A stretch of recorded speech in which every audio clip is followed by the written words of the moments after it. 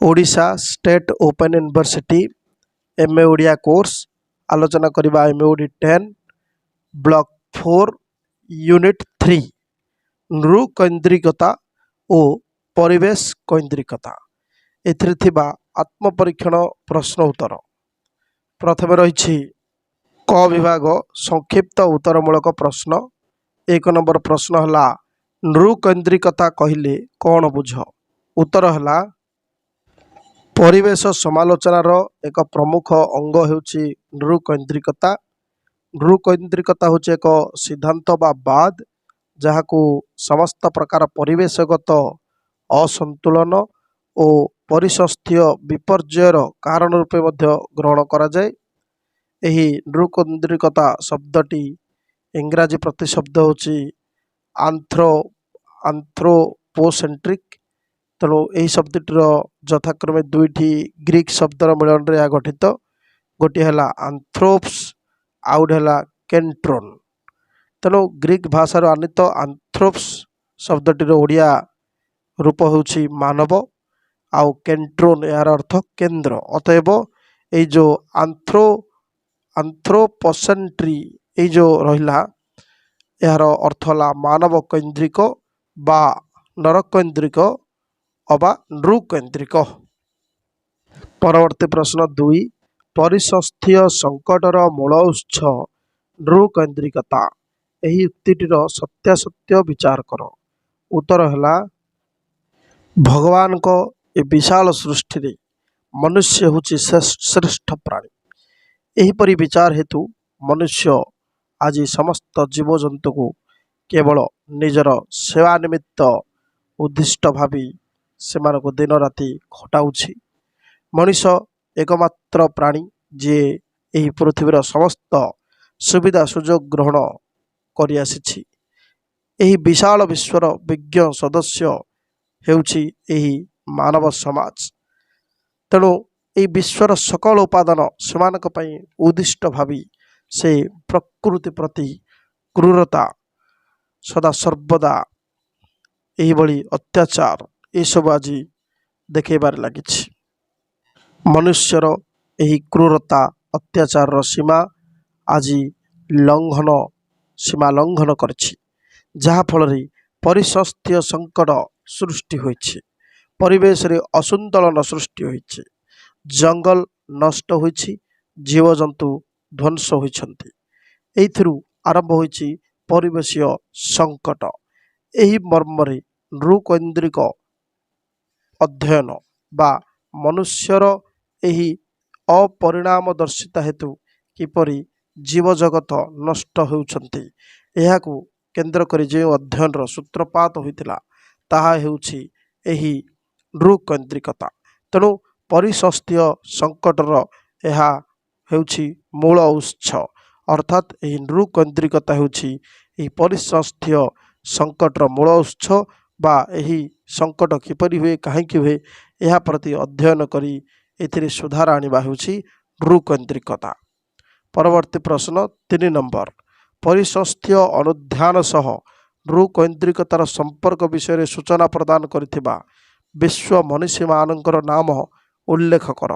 उत्तर है परिसंस्थीय अनुध्यान क्षेत्र रे नृ कैंद्रिकतार संपर्क विषय निजर मतामत प्रदान करिथिबा विश्वर किछि मनीषी मान हेले यथा Lynn White junior, Aldous Huxley,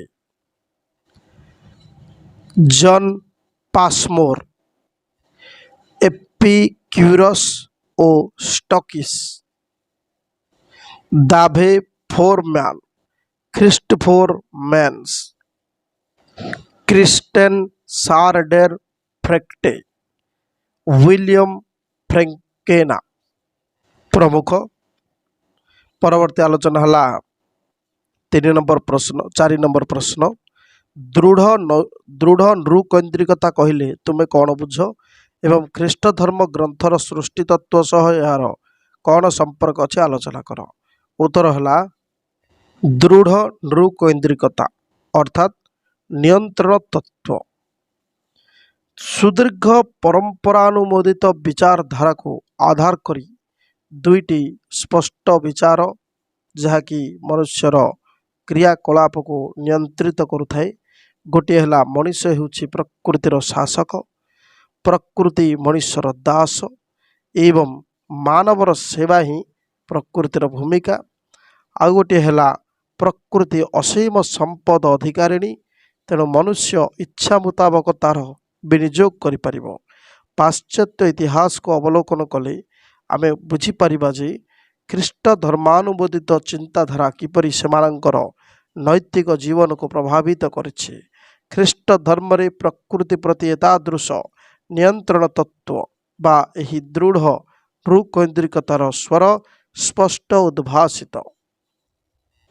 ମଣିଷକୁ ସମଗ୍ର ପୃଥିବୀ ଏବଂ ତାହାର ସମସ୍ତ ପ୍ରକାର ଅଧିବାସୀମାନଙ୍କୁ ଉପଭୋଗ କରିବାର ଅଧିକାର ପ୍ରଦାନ କରାଯାଇଛି। ଏହି ତତ୍ତ୍ୱ ଅନୁସାରେ କେବଳ ନ୍ୟୁ ଧର୍ମାବଲମ୍ବୀ ବା ଖ୍ରୀଷ୍ଟିଆନ ନୁହନ୍ତି, ଇସଲାମ ମାନେ ମଧ୍ୟ ଏହି ଆଦର୍ଶକୁ ମଣିଷର ଚରିତ୍ର ରୂପେ ଗ୍ରହଣ କରିଛନ୍ତି। କିନ୍ତୁ ଉପରୋକ୍ତ ନିର୍ଦ୍ଦେଶନାମା ମଧ୍ୟରେ ଈଶ୍ୱର ମାନବ ନିମନ୍ତେ ଆଉ ଏକ ବୈଧାନିକ ଆଦେଶ ମଧ୍ୟ ପ୍ରଦାନ କରିଛନ୍ତି, ଆଉ ତାହା ହେଉଛି ଯେ ଏହି ପୃଥିବୀକୁ ବଶୀଭୂତ କର, ପରିପୂରଣ କର, ବହୁଗୁଣିତ କର ଏବଂ ଫଳପ୍ରଦ କର। ତେଣୁ ଜେନେସିସ୍ରେ ମଣିଷକୁ ପୃଥିବୀକୁ ପରିପୂରଣ କରିବାର ଦାୟିତ୍ୱ ମଧ୍ୟ ଦିଆଯାଇଥିଲା, କିନ୍ତୁ ପୃଥିବୀର ପରିପୂରଣ ନିମନ୍ତେ ପ୍ରଚେଷ୍ଟା ନ କରି କେବଳ କ୍ଷୟ କରିଚାଲିବା ମାନବ ସମାଜର ଦୂରଦୃଷ୍ଟିହୀନତାର ପରିଚୟ ପ୍ରଦାନ କରେ। ଏହିଭଳି ଭାବରେ ଦୃଢ଼ ନୃକୈନ୍ଦ୍ରିକତାରେ ମତାମତ ସବୁ ରହିଛି। ପରବର୍ତ୍ତୀ ଆଲୋଚନା ଦୀର୍ଘ ଉତ୍ତରମୂଳକ ପ୍ରଶ୍ନ। 1 ନମ୍ବର, ପରିବେଶ କୈନ୍ଦ୍ରିକତା କ'ଣ? ପରିବେଶ କୈନ୍ଦ୍ରିକତାକୁ ନେଇ ବିଶ୍ୱ ମନୀଷୀମାନଙ୍କ ଦୃଷ୍ଟିଭଙ୍ଗୀର ପରିଚୟ ପ୍ରଦାନ କର। ଉତ୍ତର ହେଲା ନୃକୈନ୍ଦ୍ରିକତାର ବିପରୀତ ବାଚକ ଶବ୍ଦ ରୂପେ ପରିବେଶ କୈନ୍ଦ୍ରିକତା ଶବ୍ଦଟିକୁ ଗ୍ରହଣ କରାଯାଇଥାଏ। ଏହାର ଇଂରାଜୀ ପ୍ରତିଶବ୍ଦ ଇକୋସେଣ୍ଟ୍ରିଜିମ୍ ମଧ୍ୟ ଗ୍ରୀକ୍ ଶବ୍ଦ ଓଇକୋସ୍ ଓ କେଣ୍ଟ୍ରମରୁ ଆନିତ। ଆଲ୍ଡୋ ଲିଓପୋଲ୍ଡ ସର୍ବପ୍ରଥମେ ଏତାଦୃଶ ଦର୍ଶନ ସମ୍ପର୍କର ସ୍ୱୀୟ ମତ ଉପସ୍ଥାପନ କରିଥିଲେ। ଏହା ଏପରି ଏକ ପରିପୂର୍ଣ୍ଣ ସିଦ୍ଧାନ୍ତ ଯେଉଁଥିରେ କେବଳ ଜୀବଜଗତ ନୁହେଁ ବରଂ ସମ୍ପୂର୍ଣ୍ଣ ପରିସଂସ୍ଥ୍ୟ ବ୍ୟବସ୍ଥା ଏପରିକି ପ୍ରକୃତିର ଜଡ଼ ଉପାଦାନ ଗୁଡ଼ିକ ମଧ୍ୟ ନୈତିକ ସଯତ୍ନ ବିଚାରଶୀଳତାର ପରିସରଭୁକ୍ତ କରାଗଲା।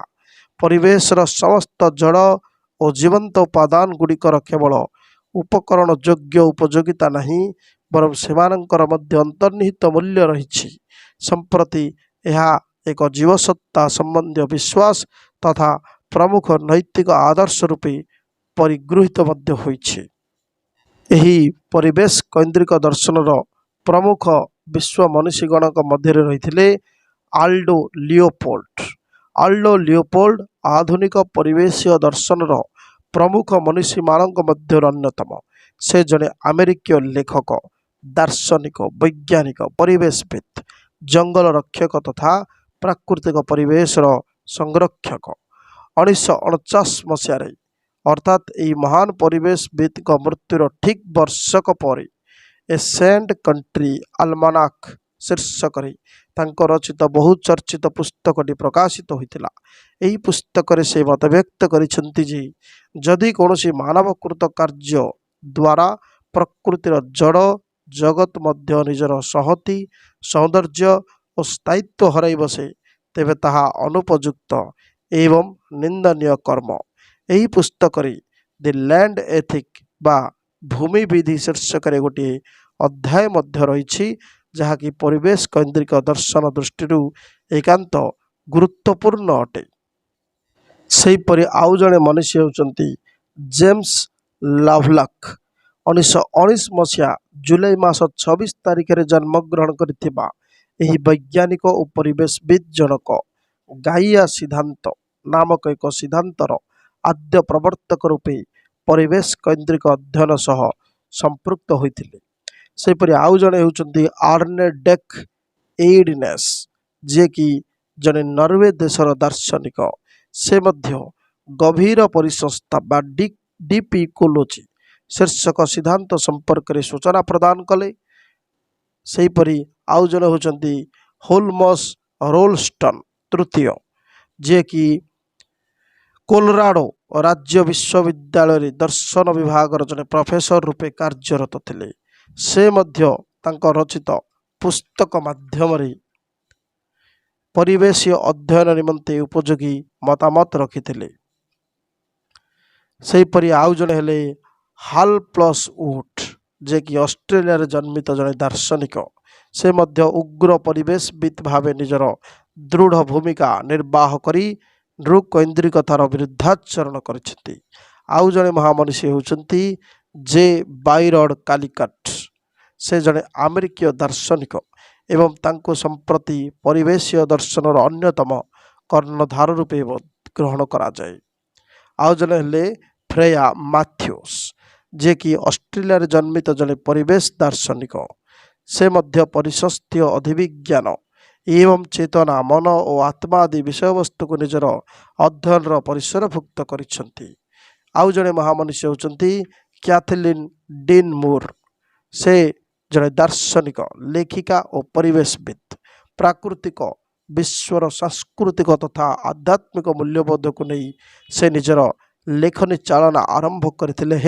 ସମ୍ପ୍ରତି ଜଳବାୟୁ ପରିବର୍ତ୍ତନର କାରଣ ଓ ଏଥି ନିମନ୍ତେ ମାନବ ସମାଜର ନୈତିକ ଦାୟିତ୍ୱକୁ ନେଇ ଅଧିକ ସଚେତନତା ଅଭିବ୍ୟକ୍ତ କରିଛନ୍ତି। ପରବର୍ତ୍ତୀ ଆଲୋଚନା 2 ନମ୍ବର ପ୍ରଶ୍ନ, ଭୂମିବିଧି, ଗଭୀର ପରିସଂସ୍ଥା ଓ ଗାଇଆ ସିଦ୍ଧାନ୍ତ ସମ୍ପର୍କରେ ଯାହା ଜାଣ ଲେଖ। ଉତ୍ତର ହେଲା ଭୂମିବିଧି ଅର୍ଥାତ୍ ଏହା ଏପରି ଏକ ଦାର୍ଶନିକ ଓ ତାତ୍ତ୍ୱିକ ସିଦ୍ଧାନ୍ତ ଯାହା ମଣିଷ କିପରି ଭୂମି ପ୍ରତି ବ୍ୟବହାର କରିବ, ଅର୍ଥାତ୍ ଭୂମି ପ୍ରତି କିପରି ବ୍ୟବହାର କରିବ ତାର ସବୁ ନିୟମାବଳୀ ଏଠି ଧାର୍ଯ୍ୟ ହୋଇଛି। ମଣିଷ ସହ ଭୂମିର ସମ୍ପର୍କ ତଥା ଏହି ଭୂମି ଉପରେ ବାସ କରୁଥିବା ପ୍ରାଣୀ ଓ ଗଢ଼ି ଉଠିଥିବା ଉଦ୍ଭିଦ ଜଗତର ସମ୍ପର୍କକୁ ନେଇ ଏକ ନୂତନ ବିଧି ପ୍ରଣୟନ କରିବାର ଆବଶ୍ୟକତା ରହିଛି। ଏହା ହିଁ ଥିଲା ଲିଓପୋଲ୍ଡଙ୍କ ପ୍ରାଥମିକ ବିଚାର। ତେଣୁ ତାଙ୍କ ମତ ଥିଲା ଯେ ଭୂମି ଗୋଟିଏ ବସ୍ତୁ ନୁହେଁ ଯେ ତାକୁ ହାସଲ କରାଯିବ, ବରଂ ମଣିଷର ଭୂମି ପ୍ରତି ସମ୍ମାନ ବୋଧ ରହିବା ଆବଶ୍ୟକ। ମଣିଷ ଭୂମିକୁ ନଷ୍ଟ କରିବା ଅନୁଚିତ। ବିଂଶ ଶତାବ୍ଦୀର ପରିବେଶୀୟ ପୁସ୍ତକ ରୂପରେ ଏହି ବହିଟିର ଗୁରୁତ୍ୱ ଥିଲା ସର୍ବାଧିକ। ଅର୍ଥାତ୍ ଆଲ୍ଡୋ ଲିଓପୋଲ୍ଡ 1949 ମସିହାରେ ମୃତ୍ୟୁ ପରେ ତାଙ୍କର ପୁସ୍ତକଟି ପ୍ରକାଶିତ ହୋଇଥିଲା, ଯାହାର ନାମ ଥିଲା ଏ ସେଣ୍ଟ କଣ୍ଟ୍ରି ଆଲମାକ୍। ଏହି ପୁସ୍ତକରେ ଏହି ଭୂମି ସଂକ୍ରାନ୍ତୀୟ ତଥ୍ୟ ରହିଥିଲା ଯେ ମଣିଷ ଭୂମିକୁ ନଷ୍ଟ କରିବା ଅନୁଚିତ, ବରଂ ଭୂମି ପ୍ରତି ସମ୍ମାନ ରହିବା ଆବଶ୍ୟକ, ସମ୍ମାନ ପ୍ରଦାନ କରିବା ଉଚିତ। ବିଂଶ ଶତାବ୍ଦୀର ପରିବେଶୀୟ ପୁସ୍ତକ ରୂପରେ ଏ ବହିଟିର ବେଶୀ ଗୁରୁତ୍ୱ ଥିଲା। 1970 ମସିହାରେ ପରିବେଶକୁ ନେଇ ସମଗ୍ର ବିଶ୍ୱରେ ଜାଗରଣ ସୃଷ୍ଟି ହେବା ସମୟରେ 1949 ମସିହାରେ ପ୍ରଣୀତ ଭୂମିବିଧିର ପ୍ରାସଙ୍ଗିକତା ମଧ୍ୟ ବୃଦ୍ଧି ପାଇଥିଲା। ଭୂମି ସହ ମୃତ୍ତିକା, ଜଳ, ଗଛ, ଲତା ଓ ପଶୁମାନଙ୍କୁ ମଧ୍ୟ ସେ ଭୂମିର ପରିଧି ମଧ୍ୟରେ ସଂଯୋଜିତ କରିଥିଲେ। ମଣିଷର ସମ୍ପର୍କକୁ ନେଇ ଯେଉଁ ନୂତନ ନୈତିକ ବିଧି ସମ୍ପର୍କରେ ସେ ସୂଚନା ପ୍ରଦାନ କଲେ, ତାହା ସହ ଜଳ, ଗଛ, ଲତା, ଉଦ୍ଭିଦ ଓ ପଶୁପକ୍ଷୀମାନଙ୍କୁ ମଧ୍ୟ ଏକତ୍ର ସୂତ୍ରରେ ସେ ଆବଦ୍ଧ କରିଥିଲେ। ତାଙ୍କ ମତରେ ଏହି ପରିବର୍ଦ୍ଧିତ ନୈତିକ ବିଧି ମଧ୍ୟରେ ପ୍ରକୃତ ପରିବେଶୀୟ ବିବର୍ତ୍ତନ ସଂଶ୍ଳିଷ୍ଟ। ମଣିଷର ଆବଶ୍ୟକତା ପୂରଣ ସହ କିପରି ପରିବେଶଗତ ସନ୍ତୁଳନ ରକ୍ଷା କରାଯାଇପାରିବ, ସେଥି ନିମନ୍ତେ ସେ ଏକ ମଧ୍ୟବର୍ତ୍ତୀ ନରମପନ୍ଥୀ ନିୟମର ପ୍ରଣୟନ ସମ୍ପର୍କରେ ମଧ୍ୟ ସୂଚନା ଦେଇଥିଲେ। ସେହିପରି ଗାଇଆ ସିଦ୍ଧାନ୍ତର ପ୍ରବର୍ତ୍ତକ ଥିଲେ ବିଶିଷ୍ଟ ବୈଜ୍ଞାନିକ ଓ ପରିବେଶବିତ୍। ସେ ହେଉଛନ୍ତି ଜେମ୍ସ ଲଭଲକ୍। 1919 ମସିହା ଜୁଲାଇ ମାସ 26 ତାରିଖରେ ସେ ଜନ୍ମଗ୍ରହଣ କରିଥିଲେ। ସେ ଥିଲେ ଏହି ଗାଇଆ ସିଦ୍ଧାନ୍ତର ଆଦ୍ୟ ପ୍ରବର୍ତ୍ତକ।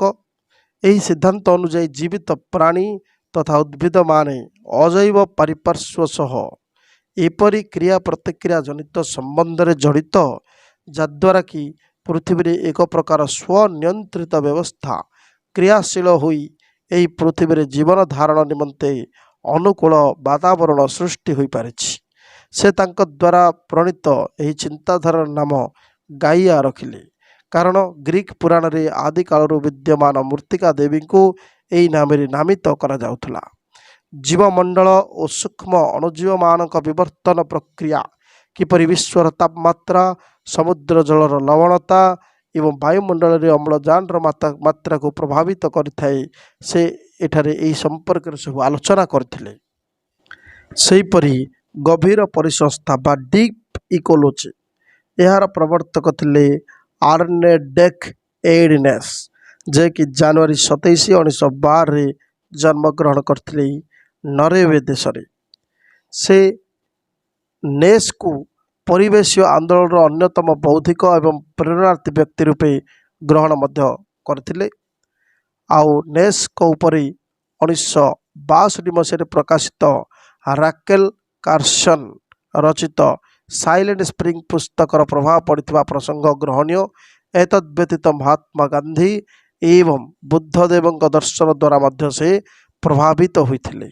ସପ୍ତଦଶ ଅଷ୍ଟାଦଶ ଶତାବ୍ଦୀରେ ଯେଉଁ ନୃକୈନ୍ଦ୍ରିକ ମନୋଭାବର ଅଭିବୃଦ୍ଧି ଘଟିଥିଲା, ଗଭୀର ପରିସଂସ୍ଥା ଥିଲା ତାହାର ବିରୁଦ୍ଧରେ ଏକ ସବୁଜ ପ୍ରତିବାଦ। ଏହି ସିଦ୍ଧାନ୍ତ ଅନୁସାରେ ଗୋଟିଏ ପୃଥିବୀ ଗୋଟିଏ ସମ୍ପଦର ଗନ୍ତାଘର ନୁହେଁ, ଏହାକୁ ମନୁଷ୍ୟ ବିନା କାରଣରେ ତଥା ବିନା ମୂଲ୍ୟରେ ଶୋଷଣ କରିବା ସମ୍ପୂର୍ଣ୍ଣ ଅନୁଚିତ। ବସ୍ତୁ ମନୁଷ୍ୟକୁ କଦାପି ସୁଖ ଶାନ୍ତି ପ୍ରଦାନ କରିପାରିବ ନାହିଁ ଏବଂ ଆବଶ୍ୟକତା ଠାରୁ ଅଧିକ ବିନିଯୋଗ ପୃଥିବୀର ଜୀବମଣ୍ଡଳ ନିମନ୍ତେ ଅତ୍ୟନ୍ତ କ୍ଷତିକାରକ।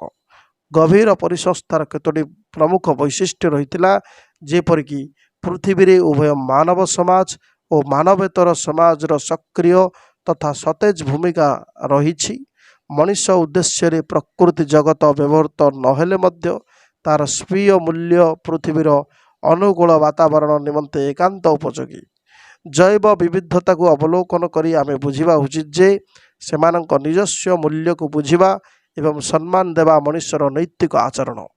ମଣିଷର ସେହି ବିବିଧତାକୁ ସ୍ୱୀୟ ଆନନ୍ଦ ବା ଭୋଗ ନିମନ୍ତେ କ୍ଷୁର୍ଣ୍ଣ କରିବାର କୌଣସି ଅଧିକାର ନାହିଁ। ବର୍ତ୍ତମାନ ମଣିଷର ଜଡ଼ ଓ ଅଚେତନ ଜଗତ ଉପରେ ଅତ୍ୟାଚାର ସର୍ବୋଚ୍ଚ ସୀମାରେ ପହଞ୍ଚି ସାରିଛି ଏବଂ ପରିସ୍ଥିତି ଧୀରେ ଧୀରେ ଅଧିକ ଶଙ୍କାକୁଳ ଓ ସମସ୍ୟା ବହୁଳ ହେବାକୁ ଲାଗିଛି। ପରିବେଶ ସନ୍ତୁଳନ ନିମନ୍ତେ ଯୋଜନାରେ ପରିବର୍ତ୍ତନ ଆବଶ୍ୟକ। ଏହି ପରିବର୍ତ୍ତନ ଅର୍ଥନୀତି, ବୈଷୟିକ ଜ୍ଞାନ ଓ ନୀତି ନିୟମର ଶୃଙ୍ଖଳାକୁ ପ୍ରଭାବିତ କରିପାରେ। ଉଚ୍ଚ ଜୀବନ ଧାରଣର ମାନ ଅପେକ୍ଷା ଜୀବନର ଗୁଣାତ୍ମକ ଦିଗକୁ ଏହି ଚିନ୍ତାଧାରା ବେଶୀ ଗୁରୁତ୍ୱ ପ୍ରଦାନ କରିଥାଏ।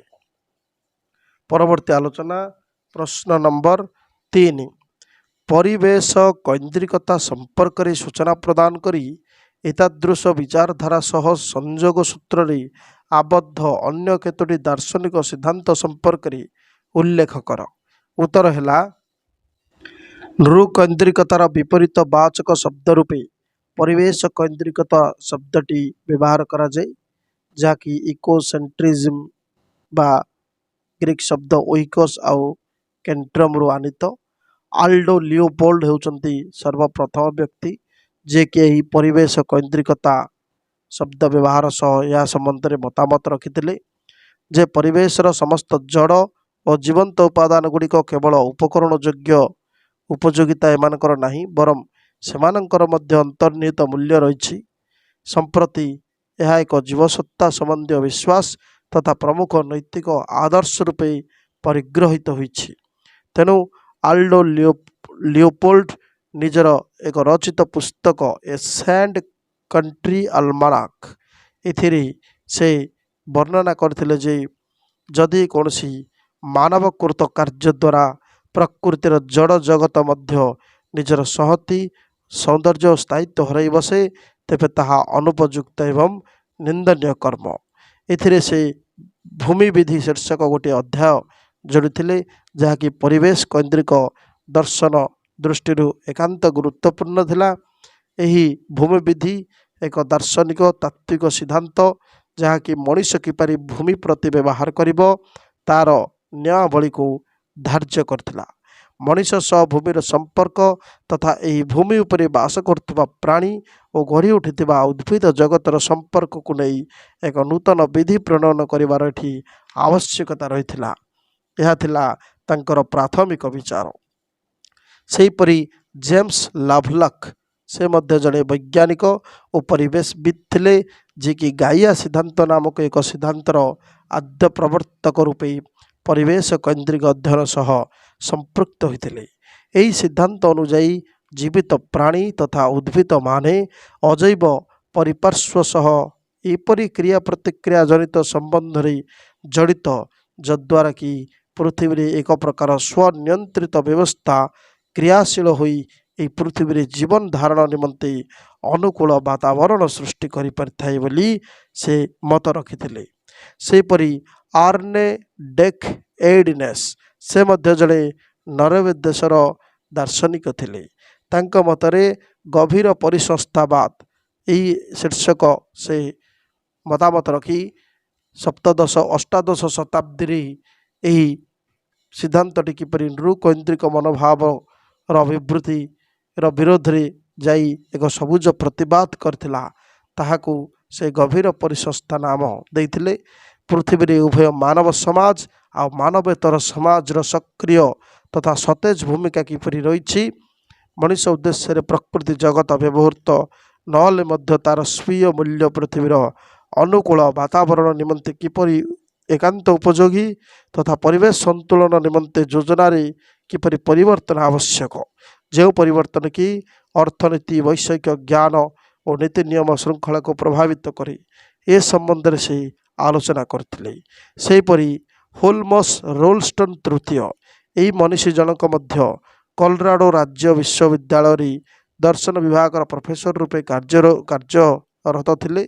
से मध्य निजर लिखित पुस्तक गुड़िक यही परिवेश अध्ययन विषय वस्तु को अवतारणा करथिले। परिवेशीय नीतिशास्त्र कहले एपरी किछि मूल्यबोध और अभ्यास जनित कर्तव्य धारा को बुझाए जहाँ प्राकृतिक विश्व सह प्रत्यक्ष संपर्क को रक्षा करे। यह एक अण नृकैन्द्रिक नीतिशास्त्र बोली से वर्णना करथिले। सेहीपरि हाल प्लसवुड नामक ऑस्ट्रेलिया जन्मित जड़े दार्शनिक से मध्य उग्र परिवेशविद भाव निजर दृढ़ भूमिका निर्वाह करी नृकैन्द्रिकतार विरुद्धाचरण करथिले। से निजर रचित पुस्तक मानकरी निजर मतामत रखिथिले। परवर्ती समय रे J Baird Callicott Freya Mathews Kathleen Dean Moore प्रमुख मध्य निजर परिवेश संबंधी मतामत रखिबा सह परिसंस्थारी किपरि नृकैन्द्रिकतार विरोध करिबा सह एही परिवेश रो संतुलन रक्षा करा जिवो से संबंधी निजर दार्शनिक मतवाद को प्रदान करथिले। परवर्ती आलोचना 4 नंबर प्रश्न परिवेशीय दर्शन कौन केते जन स्वनामधन्य परिवेशीय दार्शनिक एवं सेमानंकर दृष्टिभंगी संपर्क आलोचना कर। उत्तर है परिवेशीय दर्शन एक परिपूर्ण सिद्धांत जो केवल जीव जगत नुहे बरम संपूर्ण परिसंस्थ्य व्यवस्था एपरिकी प्रकृतिर जड़ उपादान गुड़िक मध्य नैतिक सजत्र विचारशीलतार परिसरभुक्त बोली कहा जायथिला। परिवेशर समस्त जड़ और जीवंत उपादान गुड़िक केवल उपकरण योग्य उपयोगिता नहीं बरम सेमानंकर मध्य अंतर्निहित मूल्य रही। संप्रति यह एक जीवसत्ता संबंधी विश्वास तथा प्रमुख नैतिक आदर्श रूपे मध्य परिगृहित होइछि। एही भली परिवेश दर्शन प्रमुख प्रचारक मानक मध्य प्रथमे रही आल्डो लियोपोल्ड से परिवेश केन्द्रिक दर्शन प्रमुख मनीषी रूपे परिगणित। से जड़े अमेरिकीय लेखक दार्शनिक वैज्ञानिक परिवेशविद तथा जंगल रक्षक और प्राकृतिक परिवेश संरक्षक थिले। से निज पुस्तक ए सैंड कंट्री आल्मनाक ई शीर्षक पुस्तक से मत व्यक्त करथिले जे जदि कौन मानवकृत कार्य द्वारा प्रकृतिर जड़ जगत मध्य निजर सहति सौंदर्य और स्थायित्व हरई बसे तेबे ताहा अनुपयुक्त ଓ ନିନ୍ଦନୀୟ କର୍ମ। ସେହିପରି ସେ ଗୋଟିଏ ଶୀର୍ଷକ ଭୂମିବିଧି ନାମକ ଅଧ୍ୟାୟ ଯୋଡ଼ିଥିଲେ, ଯାହାକି ମଧ୍ୟ ପରିବେଶ କୈନ୍ଦ୍ରିକ ଦର୍ଶନ ଦୃଷ୍ଟିରୁ ଗୁରୁତ୍ୱପୂର୍ଣ୍ଣ ଅଧ୍ୟାୟଟିଏ ଥିଲା। ଭୂମିବିଧି ଏହିପରି ଏକ ଦାର୍ଶନିକ ଓ ତାତ୍ତ୍ୱିକ ସିଦ୍ଧାନ୍ତ ଯାହା ମଣିଷ କିପରି ଭୂମି ପ୍ରତି ବ୍ୟବହାର କରିବ ତାହାର ନିୟମାବଳୀକୁ ଧାରଣ କରିଥାଏ। ସେହିପରି ଜେମ୍ସ ଲଭଲକ୍, ଯିଏକି 1919 ମସିହା ଜୁଲାଇ ମାସ 26 ତାରିଖରେ ଜନ୍ମଗ୍ରହଣ କରିଥିଲେ, ଏହି ବୈଜ୍ଞାନିକ ଓ ପରିବେଶବିତ୍ ଗାଇଆ ସିଦ୍ଧାନ୍ତ ବା ଗାଇଆ ହାଇପୋଥେସିସ୍ ନାମକ ଏକ ସିଦ୍ଧାନ୍ତର ଆଦ୍ୟ ପ୍ରବର୍ତ୍ତକ ରୂପେ ପରିବେଶ କୈନ୍ଦ୍ରିକ ଅଧ୍ୟୟନ ସହ ସଂଯୁକ୍ତ ହୋଇଥିଲେ। ଆଉ ଜଣେ ଥିଲେ ଆର୍ନେ ଡେକ୍ ଏଇଡନେସ୍, ଯିଏକି ନରୱେ ଦେଶର ଜଣେ ଦାର୍ଶନିକ। ଗଭୀର ପରିସଂସ୍ଥା ବା ଡିପ୍ ଇକୋଲୋଜି ଶୀର୍ଷକ ସିଦ୍ଧାନ୍ତ ସମ୍ପର୍କରେ ସେ ସୂଚନା ଦେଇଥିଲେ। ସପ୍ତଦଶ ଅଷ୍ଟାଦଶ ଶତାବ୍ଦୀରେ ଯେଉଁ ନୃକୈନ୍ଦ୍ରିକ ମନୋଭାବର ଅଭିବୃଦ୍ଧି ଘଟିଥିଲା, ଗଭୀର ପରିସଂସ୍ଥା ଥିଲା ତାର ବିରୁଦ୍ଧରେ ଏକ ସବୁଜ ପ୍ରତିବାଦ। ପରବର୍ତ୍ତୀ ସମୟରେ ହୋଲମସ୍ ରୋଲଷ୍ଟନ୍ ତୃତୀୟ, ହାସ୍ପ୍ଲସଉଡ୍, ଜେ ବାଇରଡ୍ କାଲିକଟ୍, ଫ୍ରେୟା ମାଥ୍ୟୁସ୍, କ୍ୟାଥଲିନ୍ ଡିନ୍ ମୁର୍ ପ୍ରମୁଖ ବ୍ୟକ୍ତିବିଶେଷ ବା ଦାର୍ଶନିକ ଏହି ପରିବେଶୀୟ ଦର୍ଶନର ସମ୍ବନ୍ଧୀୟ ମତବାଦ ରଖି ଏହାର ଦୃଷ୍ଟିଭଙ୍ଗୀକୁ ସୁଦୂର ପ୍ରସାରୀ କରିଥିଲେ। ପରବର୍ତ୍ତୀ ଆଲୋଚନା ପ୍ରଶ୍ନ ନମ୍ବର 5, ନୃକୈନ୍ଦ୍ରିକତା ଓ ପରିବେଶ କୈନ୍ଦ୍ରିକତା ମଧ୍ୟରେ ଥିବା ମୌଳିକ ପାର୍ଥକ୍ୟକୁ ନେଇ ସବିଶେଷ ଆଲୋଚନା କର। ଉତ୍ତର ହେଲା, ପରିବେଶ ସମାଲୋଚନାର ଅନ୍ୟତମ ଅପରିହାର୍ଯ୍ୟ ଅଙ୍ଗ ରୂପେ ନୃକୈନ୍ଦ୍ରିକତା ଏବଂ ପରିବେଶ କୈନ୍ଦ୍ରିକତାକୁ ଗ୍ରହଣ କରାଯାଇଥାଏ, କିନ୍ତୁ ଏ ଦୁଇଟି ପରସ୍ପର ବିପରୀତାଭିମୁଖୀ ଶବ୍ଦ। ନୃକୈନ୍ଦ୍ରିକତା ଏପରି ଏକ ସିଦ୍ଧାନ୍ତ ବା ବାଦ ଯାହାକୁ ସମସ୍ତ ପ୍ରକାର ପରିବେଶଗତ ଅସନ୍ତୁଳନ ଓ ପରିସଂସ୍ଥୀୟ ବିପର୍ଯ୍ୟୟର ପ୍ରମୁଖ କାରଣ ରୂପେ ଗ୍ରହଣ କରାଯାଇଥାଏ, କିନ୍ତୁ ପରିବେଶ କୈନ୍ଦ୍ରିକ ସିଦ୍ଧାନ୍ତ ହେଉଛି ସମସ୍ୟା ସମାଧାନ ନିମନ୍ତେ ଏକ ଯତ୍ନଶୀଳ, ସୁଦୃଢ଼ ତଥା ଅଭିନନ୍ଦନୀୟ ପଦକ୍ଷେପ। ମନୁଷ୍ୟ ଏ ପୃଥିବୀରେ ସମଗ୍ର ଜୀବଜଗତ ମଧ୍ୟରେ ନିଜକୁ ଶ୍ରେଷ୍ଠ ଭାବି ପ୍ରକୃତି ତଥା ଜୀବଜଗତ ପ୍ରତି ଯେଉଁ କ୍ରୂରତା ପ୍ରଦର୍ଶନ କରିଛି, ନିଜର ସ୍ୱାର୍ଥକୁ ଚରିତାର୍ଥ ପାଇଁ ପ୍ରକୃତିକୁ ଯେପରି ଅତ୍ୟାଚାର କରିଛି, ଏହିସବୁର କଥା ହେଉଛି ଏହି ନୃକୈନ୍ଦ୍ରିକତା। କିନ୍ତୁ ପରିବେଶ କୈନ୍ଦ୍ରିକତାରେ ରହିଛି ଏହାର ସମାଧାନର ପନ୍ଥା। ପରିବେଶକୁ କିପରି ସନ୍ତୁଳନ ଉପଯୋଗୀ କରାଯିବ, ପ୍ରକୃତିର କିପରି ସୁରକ୍ଷା କରାଯିବ, ଏହିଭଳି ସବୁ କଥାକୁ ନେଇ ଅଗ୍ରସର ହୋଇଛି ପରିବେଶ କୈନ୍ଦ୍ରିକ ଚିନ୍ତାଧାରା। ବିଶ୍ୱତାପନ, ଓଜୋନ ସ୍ତର ହ୍ରାସ, ଜୈବ ବିବିଧତାର ଅପକ୍ଷୟ, ଲୋପପ୍ରାୟ ଜୀବଜଗତ ଓ ଋତୁ ପରିବର୍ତ୍ତନରେ ଅନିୟମିତତା, ଏସବୁ ହେଉଛି ଏହି ନୃକୈନ୍ଦ୍ରିକ ମନୋଭାବର ନିମିତ୍ତ ସୃଷ୍ଟି ହୋଇଥିବା ଗୋଟିଏ ସମସ୍ୟା ବା ଏପରି ପରିସ୍ଥିତି ସୃଷ୍ଟିରେ ରହିଛି ନୃକୈନ୍ଦ୍ରିକତା ମନୋଭାବ ବା ଏହି ନୃକୈନ୍ଦ୍ରିକତା ମନୋଭାବ ହିଁ ସାମ୍ପ୍ରତିକ ଏଭଳି ପରିସ୍ଥିତି ସୃଷ୍ଟିରେ ଦାୟୀ। କିନ୍ତୁ ପରିବେଶ କୈନ୍ଦ୍ରିକତା ହେଉଛି ଏକ ସିଦ୍ଧାନ୍ତ ଯେଉଁଥିରେ କେବଳ ଜୀବଜଗତ ନୁହେଁ, ବରଂ ସମ୍ପୂର୍ଣ୍ଣ ପରିସଂସ୍ଥୀୟ ବ୍ୟବସ୍ଥା, ଏପରିକି ପ୍ରକୃତିର ଜଡ଼ ଉପାଦାନ ଗୁଡ଼ିକ ମଧ୍ୟ ନୈତିକ ସଯତ୍ନ ବିଚାରଶୀଳତାର ପରିସରଭୁକ୍ତ। ପରିବେଶର ସମସ୍ତ ଜଡ଼ ଜୀବନ୍ତ ଉପାଦାନ ଗୁଡ଼ିକର କେବଳ ଯେ ଉପକରଣ ଯୋଗ୍ୟ ଉପଯୋଗିତା ନାହିଁ, ବରଂ ସେମାନଙ୍କର ମଧ୍ୟ ଅନ୍ତର୍ନିହିତ ମୂଲ୍ୟ ରହିଛି। ସମ୍ପ୍ରତି ଏହା ଏକ ଜୀବସତ୍ତା ସମ୍ବନ୍ଧୀୟ ବିଶ୍ୱାସ ତଥା ପ୍ରମୁଖ ନୈତିକ ଆଦର୍ଶ ରୂପେ ପରିଗୃହୀତ ହୋଇଛି।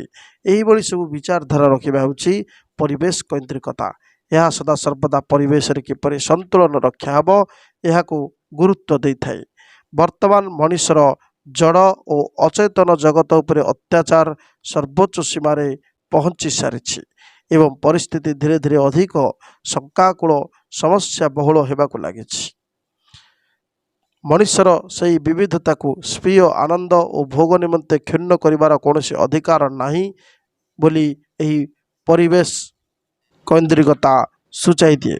ପରିବେଶ ସନ୍ତୁଳନ ନିମନ୍ତେ ଯୋଜନାର ଯୋଜନାରେ ପରିବର୍ତ୍ତନ ଆବଶ୍ୟକ ଏହା ସୂଚାଇ ଦିଏ। ଏହି ପରିବର୍ତ୍ତନ ଅର୍ଥନୀତି, ବୈଷୟିକ ଜ୍ଞାନ ଓ ନୀତି ନିୟମର ଶୃଙ୍ଖଳାକୁ ମଧ୍ୟ ପ୍ରଭାବିତ କରିପାରେ। ଜୈବ ବିବିଧତାକୁ ଅବଲୋକନ କରି ମଣିଷ ବୁଝିବା ଉଚିତ ଯେ ସେମାନଙ୍କର ନିଜସ୍ୱ ମୂଲ୍ୟକୁ ବୁଝିବା ଏବଂ ସମ୍ମାନ ଦେବା ମଣିଷର ନୈତିକ ଆଚରଣ। ପୃଥିବୀରେ ଉଭୟ ମାନବ ସମାଜ ମାନବବେତର ସମାଜର ସକ୍ରିୟ ତଥା ସତେଜ ଭୂମିକା ରହିବା ଉଚିତ। ମଣିଷ ଉଦ୍ଦେଶ୍ୟରେ ପ୍ରକୃତି ଜଗତ ବ୍ୟବହୃତ ନହେଲେ ମଧ୍ୟ ତାର ସ୍ୱୀୟ ମୂଲ୍ୟ ପୃଥିବୀର ଅନୁକୂଳ ବାତାବରଣ ନିମନ୍ତେ ଏକାନ୍ତ ଉପଯୋଗୀ। ଏହିଭଳି ଭାବରେ ଆରମ୍ଭ ହୋଇଥିଲା ଯେଉଁ ସବୁଜ ପ୍ରତିବାଦ, ଏହା ହେଉଛି ଏହି ପରିବେଶ କୈନ୍ଦ୍ରିକତାର ମୂଳ ଆଧାର। ପରବର୍ତ୍ତୀ ଆଲୋଚନା 6 ନମ୍ବର ପ୍ରଶ୍ନ। ନୃକୈନ୍ଦ୍ରିକତା ପରିସଂସ୍ଥ୍ୟ ସଙ୍କଟର କାରଣ ଏବଂ ପରିବେଶ କୈନ୍ଦ୍ରିକତା ଏହାର ନିଦାନ। ଏହି ଉକ୍ତିଟିର ବ୍ୟାଖ୍ୟା କର। ନୃକୈନ୍ଦ୍ରିକତା ଏହା ହେଉଛି ଏପରି ଏକ ସିଦ୍ଧାନ୍ତ ବା ବାଦ ଯାହାକୁ କି ସମସ୍ତ ପ୍ରକାର ପରିବେଶଗତ ଅସନ୍ତୁଳନ ଓ ପରିସଂସ୍ଥ୍ୟ ବିପର୍ଯ୍ୟୟର ପ୍ରମୁଖ କାରଣ ରୂପେ ଗ୍ରହଣ କରାଯାଏ।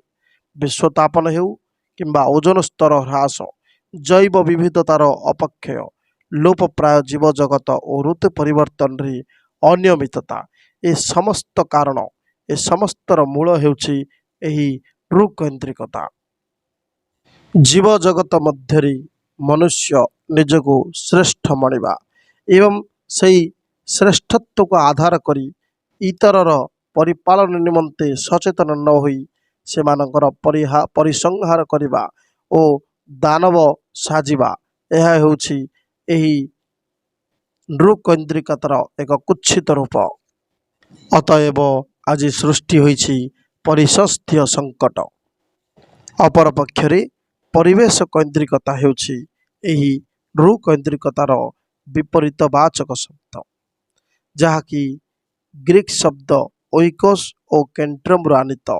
ଇଂରାଜୀରେ ଏହାର ପ୍ରତିଶବ୍ଦ ଇକୋସେଣ୍ଟ୍ରିଜିମ୍। ଏହାର ପ୍ରବର୍ତ୍ତକ ଥିଲେ ଆଲ୍ଡୋ ଲିଓପୋଲ୍ଡ, ଯିଏକି ଏକ ପରିପୂର୍ଣ୍ଣ ସିଦ୍ଧାନ୍ତ ପ୍ରଦାନ କରିଥିଲେ ଯେଉଁଥିରେ କେବଳ ଜୀବଜଗତ ନୁହେଁ ବରଂ ସମ୍ପୂର୍ଣ୍ଣ ପରିସଂସ୍ଥ୍ୟ ବ୍ୟବସ୍ଥା ଏପରିକି ପ୍ରକୃତିର ଜଡ଼ ଉପାଦାନ ଗୁଡ଼ିକ ମଧ୍ୟ ନୈତିକ ସଯତ୍ନ ବିଚାରଶୀଳତାର ପରିସରଭୁକ୍ତ ବୋଲି ସେ ମତବ୍ୟକ୍ତ କରିଥିଲେ। ପରିବେଶର ସମସ୍ତ ଜଡ଼ ଓ ଜୀବନ୍ତ ଉପାଦାନ ଗୁଡ଼ିକର କେବଳ ଉପକରଣ ଯୋଗ୍ୟ ଉପଯୋଗିତା ନାହିଁ ବରଂ ସେମାନଙ୍କର ମଧ୍ୟ ଅନ୍ତର୍ନିହିତ ମୂଲ୍ୟ ରହିଛି। ସମ୍ପ୍ରତି ଏହା ଏକ ଜୀବସତ୍ତା ସମ୍ବନ୍ଧୀୟ ବିଶ୍ୱାସ ତଥା ପ୍ରମୁଖ ନୈତିକ ଆଦର୍ଶ ରୂପେ ମଧ୍ୟ ପରିଗୃହୀତ ହୋଇଛି। ଏସବୁରୁ ପରିଲକ୍ଷିତ ହୁଏ ଯେ ନୃକୈନ୍ଦ୍ରିକତା ପରିସଂସ୍ଥ୍ୟ ସଙ୍କଟର କାରଣ ସାଜିଥିଲା ବେଳେ ପରିବେଶ କୈନ୍ଦ୍ରିକତା ଏହାର ନିଦାନ। ପରବର୍ତ୍ତୀ ଆଲୋଚନା 7 ନମ୍ବର ପ୍ରଶ୍ନ। ପରିବେଶ କୈନ୍ଦ୍ରିକତା ସିଦ୍ଧାନ୍ତକୁ ନେଇ କିପରି ପରିବେଶୀୟ ସମାଲୋଚନା କରାଯାଇପାରିବ ଦୃଷ୍ଟାନ୍ତ ମାଧ୍ୟମରେ ଉଲ୍ଲେଖ କର। ଉତ୍ତର ହେଲା, ପରିବେଶ କୈନ୍ଦ୍ରିକତା ମଧ୍ୟରେ ରହିଥିବା କିଛି ସିଦ୍ଧାନ୍ତକୁ ନେଇ ପରିବେଶୀୟ ସମାଲୋଚନା କରାଯାଇପାରିବ। ସର୍ବତ୍ର ପରିବେଶ ସମ୍ବନ୍ଧୀୟ ସଚେତନତା ସୃଷ୍ଟି କରାଯାଇପାରିବ। ପରିବେଶ କୈନ୍ଦ୍ରିକ ଦର୍ଶନର ପ୍ରମୁଖ ବିଶ୍ୱ ମନୀଷୀ ଆଲ୍ଡୋ ଲିଓପୋଲ୍ଡ ତାଙ୍କ ରଚିତ ଏ ସେଣ୍ଟ କଣ୍ଟ୍ରି ଆଲମନାକ୍ ଏହି ଶୀର୍ଷକରେ ସେ କହିଥିବା କଥାଟି ସର୍ବଜନାଦୃତ ହୁଏ, ଯେପରିକି ଯଦି କୌଣସି ମାନବକୃତ କାର୍ଯ୍ୟ ଦ୍ୱାରା ପ୍ରକୃତିର ଜଡ଼ ଜଗତ ନିଜର ମଧ୍ୟରେ ସଂହତି ଓ ସୌନ୍ଦର୍ଯ୍ୟ ସ୍ଥାୟିତ୍ୱ ଆଦି ହରାଇ ବସେ, ତେବେ ତାହା ଅନୁପଯୁକ୍ତ ଓ ନିନ୍ଦନୀୟ କର୍ମ ହେବ। ଏବଂ ତାଙ୍କ ଦ୍ୱାରା ଲେଖାଯାଇଥିବା ଗୋଟିଏ ଅଧ୍ୟାୟ ଯାହାର ଶୀର୍ଷକ ଭୂମି ବିଧି, ଯେଉଁଥିରେ ଲେଖାଯାଇଛି କି ମଣିଷ ସହ ଭୂମିର ସମ୍ପର୍କ ତଥା ଏହି ଭୂମି ଉପରେ ବାସ କରୁଥିବା ପ୍ରାଣୀ ଓ ଗଢ଼ି ଉଠିଥିବା ଉଦ୍ଭିଦ ଜଗତର ସମ୍ପର୍କକୁ ନେଇ ଏକ ନୂତନ ବିଧି ପ୍ରଣୟନ କରିବା ଉଚିତ, ଯାହାକି ତାଙ୍କର ପ୍ରାଥମିକ ବିଚାର ଥିଲା। ତାଙ୍କ ମତରେ ଭୂମି ଗୋଟିଏ ବସ୍ତୁ ନୁହେଁ ଯେ ତାକୁ ହାସଲ କରାଯିବ, ବରଂ ମଣିଷର ଭୂମି ପ୍ରତି ସମ୍ମାନ ବୋଧ ରହିବା ଆବଶ୍ୟକ। ମଣିଷ ଭୂମିକୁ ନଷ୍ଟ କରିବା ଅନୁଚିତ। ବିଂଶ ଶତାବ୍ଦୀର ପରିବେଶୀୟ ପୁସ୍ତକ ରୂପରେ ସେ ଏ ବହିଟିରେ ଏହି ଭୂମି ସମ୍ବନ୍ଧୀୟ କଥାକୁ ଗୁରୁତ୍ୱ ଆରୋପ କରିଥିଲେ। ସେହିପରି ଜେମ୍ସ ଲଭଲକ୍, ସେ ମଧ୍ୟ ଜଣେ ବୈଜ୍ଞାନିକ ତଥା ପରିବେଶବିତ୍ ଥିଲେ। ଗାଇଆ ସିଦ୍ଧାନ୍ତ ନାମକ ଏକ परिवेश कैन्द्रिक सिद्धांत प्रदान करी से जीवित प्राणी तथा उद्भिद माने अजैव परिपार्श्व सह एपरि क्रिया प्रतिक्रिया जनित संबंध रे जड़ित जहाद्वारा कि पृथ्वी रे एक प्रकार स्वनियंत्रित व्यवस्था क्रियाशील होता है एवं पृथ्वी रे जीवन धारण निमंते अनुकूल वातावरणटीए सृष्टि होता है बोली मत रखिथिले। सेहीपरि आर एन डेक एड्सनेस से मध्य जड़े नॉर्वे देशर दार्शनिक से गभीर परिसंस्था बा डीप इकोलोजी यह द्वारा निजर मतामत रखिथिले। सप्तदश अष्टादश शताब्दी जो नृकेन्द्रिक मनोभाव विवृद्धि घटीला गभीर परिसंस्था थिला ता विरुद्ध रे एक सबुज प्रतिवाद। यही सिद्धांत अनुसार पृथ्वी गोटे संपदर गंताघर नुहे यह मनुष्य बिना कारण तथा बिना मूल्य शोषण करने संपूर्ण अनुचित वस्तु मनुष्य को कदापि सुख शांति प्रदान करिपारिबो एवं आवश्यकता ठारू अधिक विनियोग पृथ्वीर जीवमंडल निमंते अत्यंत क्षतिकारक एभली भाव से मध्य मतामत रखिथिले। सेहीपरि होमलस रोल्स्टन तृतीय से मध्य निजे निजर पुस्तक the big bangs matter energy life mind genesis and God यही सब पुस्तक से परिवेश अध्ययन निमंते बहुत गुड़े तथ्य तत्वर अवतारणा करते। परिवेश नीतिशास्त्र कहले यहीपरि किसी मूल्यबोधर अभ्यास जनित कर्तव्य धारा जहाँकि प्राकृतिक विश्व सह प्रत्यक्ष संपर्क रक्षा करे। यह एक अणनृकैन्द्रिक नीतिशास्त्र। यह एपरि एक नीतिशास्त्र जहाँ पूर्व अनुसृत गतानुगतिक विचारधारार विरुद्धाचरण करे बोली से मत व्यक्त करथिले। सेहीपरि रहिथिले Val Plumwood J Baird Callicott Freya Mathews Kathleen Dean Moore ए समस्त प्रदत्त ये परिवेश कैन्द्रिकता सिद्धांत जहाँकि अति उपयोगी अटे यह परिवेश समालोचना करा सह परिवेशर संतुलन रक्षा निमंते आवश्यक व्यवस्था निश्चित रूपे करिहेबो एथिरे संदेह नहीं। शेष प्रश्न 8 नंबर भारतीय दर्शन और साहित्यरु परिवेश कैन्द्रिक दृष्टिभंगीर दृष्टांतमूलक परिचय प्रदान कर। उत्तर है अखिल ब्रह्मांड जड़ चेतन स्वरूप समग्र जगत परमात्मा का द्वारा परिव्याप्त से ईश्वरीय जगत रे विद्यमान सकल धनद्रव्य कहार व्यक्तिगत मालिकाना नुहे ताहाकु त्यागपूर्वक भोग कर। यह थिला उपनिषदीय बाणी जहाँकि जातिर पिता महात्मा गांधी को मध्य उद्भूत करथिला।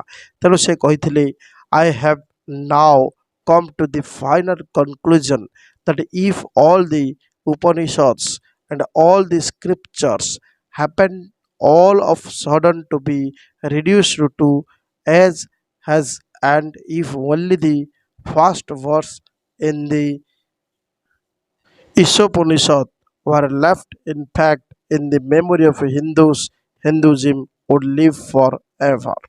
तो ये भाव में सनातन हिंदू धर्मशास्त्र गृहीत यही सनातन मंत्रर तीनोटी अक्षर अर्थात ईशावास्यमीदं सर्व जत किंच जगत्या जगत तेन त्यक्तेन भुंजिथामा गृधः कस्य स्वधनम यही जो मंत्र तेन त्यक्तन भुंजिया यही सब हूँ आज परिसंस्थीय विपर्यय प्रशमन क्षेत्र एक सर्वश्रेष्ठ प्रलेपन।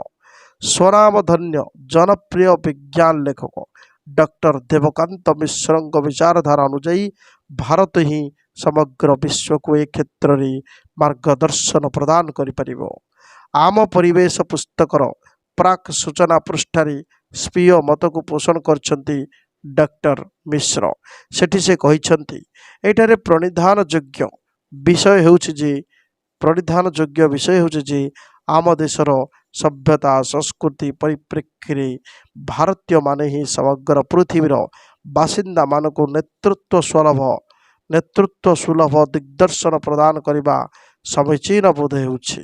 कारण आम देशर गौरववाह ऐतिह्य और परंपरा धर्म और लोकाचार पुराण और दर्शन किंवदंती और साहित्य आमे सौंदर्यानुरागी प्रकृति उपासक भारतीय जननायक चिंतानायक तथा जनसाधारणଙ୍କର परिवेश और परिसंस्थार सुरक्षा भित्तिक कार्यानुष्ठान संपर्क प्रकृत प्रमाण पाइपारिछु। मनीषी देवकांत मिश्र महोदय ଏହି ଉକ୍ତିଟି ମଧ୍ୟରେ ପରିବେଶ କୈନ୍ଦ୍ରିକ ସମାଲୋଚନାର ହିଁ ସୂତ୍ରଟି ପ୍ରଦାନ କରିଛନ୍ତି। ବିହଙ୍ଗର ମୃତ୍ୟୁରେ ବ୍ୟଥାତୁର କବିର ହୃଦୟରୁ ଯେଉଁ ଅମୃତ ବାଣୀ ଝରି ଆସିଥିଲା ତାହା ହେଉଛି ରାମାୟଣ। କାଳିଦାସଙ୍କ ମହାକାବ୍ୟ ଗୁଡ଼ିକରେ ମଧ୍ୟ ଜଙ୍ଗଲ, ଉଦ୍ୟାନ, ଜଳଜୀବ, ପ୍ରାଣୀ, ବିହଙ୍ଗମାନଙ୍କ ପ୍ରତି କିପରି ଶ୍ରଦ୍ଧାପୂର୍ଣ୍ଣ ବିଚାରଧାରା ରହିଥିଲା ତାର ଉଦାହରଣ ପ୍ରଦାନ କରିବାକୁ ଯାଇ ମଧ୍ୟ ଡକ୍ଟର ମିଶ୍ର ଅଭିଜ୍ଞାନ ଶକୁନ୍ତଳମ୍ ଗ୍ରନ୍ଥର ନିମ୍ନୋକ୍ତ ପଦଟିକୁ ଉଦ୍ଧାର କରିଛନ୍ତି। ସେକାନ୍ତେ ମୁନି କନ୍ୟକାହି ତତ୍କ୍ଷଣାଜଝୁତି ବୃକ୍ଷକମ୍ ବିଶ୍ୱାସାୟ ବିହଙ୍ଗାନାମ ଆଳ ବାଳାମ୍ବୁ ପାଇନାମ। ଗଛ ଗୁଡ଼ିକରେ ପାଣି ମଡ଼ାଇବା ପରେ ଋଷିକନ୍ୟାମାନେ ଯଥାଶୀଘ୍ର ସେହି ସ୍ଥାନ ପରିତ୍ୟାଗ କରୁଥିଲେ। ଏହିପରି ଭାବରେ ପଳାଇ ଆସିବା ଦ୍ୱାରା ସେମାନେ ବୃକ୍ଷ ପାର୍ଶ୍ୱବର୍ତ୍ତୀ ଅଞ୍ଚଳରେ ଅବସ୍ଥାପିତ ଜଳଭଣ୍ଡାର ଗୁଡ଼ିକରୁ ଜଳପାନ କରୁଥିବା ବିହଙ୍ଗମାନଙ୍କ ମନରେ ବିଶ୍ୱାସ ଜାତ କରାଉଥିଲେ ବା ସେମାନଙ୍କୁ ଅଭୟ ମଧ୍ୟ ପ୍ରଦାନ କରୁଥିଲେ। ତେଣୁ ଓଡ଼ିଆ ସାହିତ୍ୟର ସୁବିସ୍ତୃତ ଅୟନ ମଧ୍ୟରେ ଏତାଦୃଶ ପରିବେଶୀୟ ଆଦର ସଯତ୍ନ ତଥା ମୂଲ୍ୟବୋଧକୁ ନେଇ ଯେଉଁ ସବୁ ସୂଚନା ବିଦ୍ୟମାନ ସେସବୁର ନବମୂଲ୍ୟାୟନ ଏକାନ୍ତ ଅନୁସନ୍ଧାନୀୟ। ଏ ସୃଷ୍ଟି ଅମୃତମୟ ହେ କବିତାର ଅନ୍ତିମ ପଦରେ କବି ମଧୁସୂଦନ ରାଓ ପ୍ରକୃତିକୁ ଭୋଗ କରିବାର କୌଶଳ ସମ୍ପର୍କରେ ମଧ୍ୟ ସୂଚନା ଦେଇ କୁହନ୍ତି, ପରମ ଜନକ ପରମ ଜନନୀ ତାଙ୍କ ପଦେ ବରା ଭୟ ହେ, ସେଇ ବରା ଭୟ ଆନନ୍ଦାମୃତର ହୁଅ ଶିଶୁ ସ୍ତନନ୍ଦୟ ହେ। ଅର୍ଥାତ୍ ପରମ ଜନକ ଜନନୀଙ୍କର ଆଶୀର୍ବାଦ ମୁଦ୍ରାରୁ ଯେଉଁ ଆନନ୍ଦାମୃତ ଝରି ଆସୁଛି ଅର୍ଥାତ୍ ସକଳ ପ୍ରାକୃତିକ ବୈଭବର ଆଜି ତା ବିଷୟରେ ସେ ମତାମତ ଦେଇ କହିଛନ୍ତି, ହେ ମନୁଷ୍ୟ ତୁମେ ସ୍ତନନ୍ଦୟ ଶିଶୁ ସଦୃଶ ସେହି ଅମୃତକୁ ପାନ କର। ଏହିପରି ରହିଛି ଭାରତୀୟ ଦର୍ଶନ ଓ ସାହିତ୍ୟରେ ପରିବେଶ କୈନ୍ଦ୍ରିକ ଦୃଷ୍ଟିଭଙ୍ଗୀର ସୁନ୍ଦର ସୁନ୍ଦର ଉଦାହରଣ। ସେହିପରି ଡକ୍ଟର ଦେବକାନ୍ତ ମିଶ୍ରଙ୍କ ରଚିତ ଆମ ପରିବେଶ ଏହି ପୁସ୍ତକଟିରେ ମଧ୍ୟ ଯେଉଁ ଗୁରୁତ୍ୱପୂର୍ଣ୍ଣ ପ୍ରସଙ୍ଗ ସବୁ ଉପସ୍ଥାପନ କରାଯାଇଛି ତାହା ମଧ୍ୟ ହେଉଛି ସୁନ୍ଦର ଦୃଷ୍ଟାନ୍ତ, ଯାହାକି ଭାରତୀୟ ଦର୍ଶନର ପ୍ରତିଫଳନ କରେ ଭାରତୀୟ ସାହିତ୍ୟ ମଧ୍ୟରେ।